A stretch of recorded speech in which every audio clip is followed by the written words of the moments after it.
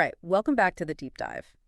Today, we're diving into, well, a pretty familiar story, Adam and Eve, but we're going to go a little deeper than just the surface level stuff here, right? You sent over this piece, From Gratitude to Grumbling, Adam's Lesson, and it got me thinking about, like, this one specific turning point in the story. You know, how Adam's whole perspective kind of shifts after he gets this, well, this amazing gift. Yeah, exactly. You hit the nail on the head.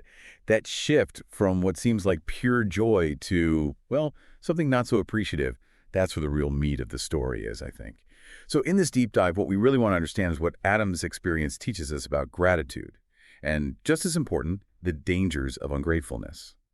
And it's kind of wild how this ancient story still feels so relevant to our lives today, don't you think? Absolutely. Think about it. When God presents Eve to Adam, his first reaction, and our source reminds us of this, quoting Genesis 2:23, is, "This is now bone of my bones and flesh of my flesh. She shall be called woman because she was taken out of man." It's like you can almost hear the excitement, the awe in his voice, right? It's such a clear acknowledgement of how special this gift is. I mean, bone of my bones, flesh of my flesh. That speaks to such a deep connection, such a genuine feeling of thankfulness. You're right. That initial reaction is crucial. It sets the stage, shows us where Adam's heart is at before things go south. There's no mistaking it. He recognizes the immense value of this companion, of Eve. But, and I think we all know where this is going, the story takes a turn. After the whole fruit incident, the source points us to Genesis 3:12, and Adam's response is, well, it's pretty different. He says, "The woman whom you gave to be with me, she gave me some of the fruit of the tree and I ate." Compared to that first reaction, what jumps out at you in that statement?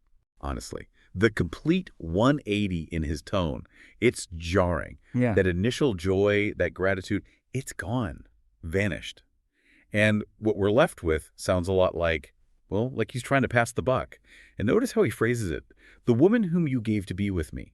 He's not just pointing the finger at Eve.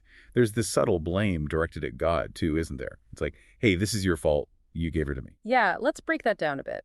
Because the source really digs into how that phrase, "the woman whom you gave to be with me," is a huge red flag when it comes to gratitude, or the lack thereof.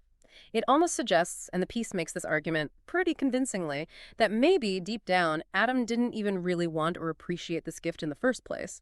By putting it that way, he's creating this distance between himself and any sense of thankfulness he might have had before. Exactly. It's like the gift itself has become a burden, Yeah. It's part of the problem now, not a blessing. Yeah. And that act of shifting blame, that's a classic sign of a heart that's moved away from gratitude. Makes you think, doesn't it? How easily our own perspective can get twisted when we forget what we should be thankful for. And that leads right into, I think, a really crucial point that the source makes about the dangers of ungratefulness. One of the first things to go, it argues, is our clear perspective. It even brings up Romans 1:21, which talks about how a lack of thankfulness can lead to all sorts of messed up thinking and like a darkening of the heart. I think that's a really powerful connection the source is making there. It takes Adam's very specific situation and ties it to this broader idea of how ingratitude can really mess us up. When we stop being grateful, we lose the ability to see things clearly for what they truly are. Just like Adam's view of Eve changed, went from this cherished partner to like the source of all his problems. When we lack thankfulness, it clouds our judgment in all these different areas of our lives. We might stop seeing the good altogether and only focus on the negative. Has that ever happened to you, in your own life? Oh, I think we've all been there, right? It's like when you're in a bad mood, suddenly everything seems to be going wrong. Little annoyances become these huge, insurmountable problems. And, the source doesn't stop at just distorted perspective. It also brings up this idea of complaining, especially complaining against God, as being a serious issue. Like it references Numbers 11:1, where the Israelites are grumbling about their struggles, and it leads to some pretty serious consequences. Right. And it's fascinating to see that parallel, Adam with his woe is me attitude and the Israelites who can't seem to stop complaining even after being freed from slavery and provided for in the wilderness. Both situations show us this fundamental lack of trust, this lack of appreciation for what they've been given. And as that passage in Numbers shows us, that kind of complaining, it can have real, tangible consequences. It really makes you wonder how much our own complaining might be a sign of some deeper dissatisfaction or, a lack of gratitude that we need to deal with. So it seems like Adam's response, it wasn't just a slip-up, a momentary lapse in judgment. It was a symptom of this deeper shift away from gratitude with consequences that rippled outward. Now, the source contrasts Adam's reaction with the example of Jesus Christ, drawing on Philippians 2:5-8. Why do you think that comparison is so important? What can we learn from it? Well, that's where we see a complete reversal of everything we saw in Adam. Where Adam deflects blame and shows zero thankfulness, Jesus, as described in Philippians, willingly humbles himself, takes responsibility, shows ultimate obedience. And the source makes a great point. Christ's actions offer a path to restore what was lost through Adam's choices. He embodies the complete opposite of ungratefulness. It really comes down to taking ownership, doesn't it? Adam points fingers while Jesus embraces responsibility for something he didn't even do. It's such a powerful picture of humility and love. Now, bringing it back to our listeners, the source gives some really practical ways we can apply these lessons from Adam's story to our own lives. What are some of those takeaways? Yeah, absolutely. And it's important to remember this story isn't just some dusty old tale. It's packed with wisdom that's still relevant today. The first practical step the source suggests is to, and this one's simple but powerful, catch yourself when you're complaining. It asks this really insightful question: was this once something I thanked God for? It forces you to stop, to reconsider your frustration in light of, well, maybe a time when you were actually grateful for that very same thing. Have you ever tried that? That kind of self-reflection? It's such a good prompt, isn't it? Because it's so easy to get caught up in what's going wrong in the moment and completely forget that the very thing we're griping about might have been something we were once thankful for. That one caution can really change your whole perspective.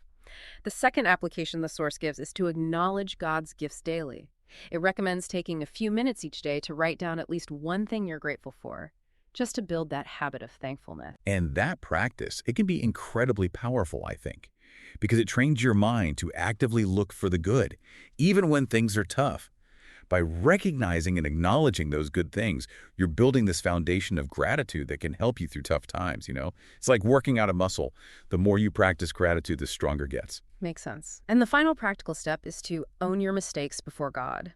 It's about not doing what Adam did, blaming others, or even God when things go wrong. Instead, it's about taking responsibility for your actions, admitting when you've messed up, and seeking grace. The source even mentions 1 John 1.9 here. How do you see that contrasting with Adam's reaction? It's night and day, isn't it?